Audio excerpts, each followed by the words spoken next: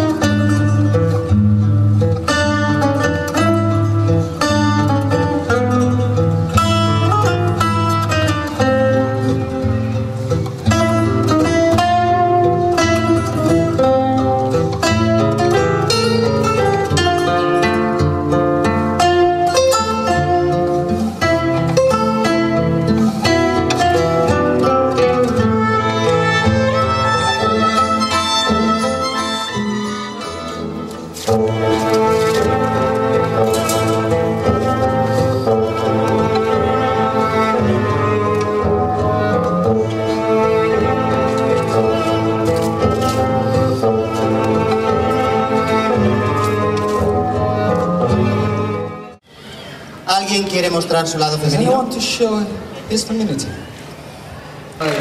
Un aplauso para él, por favor.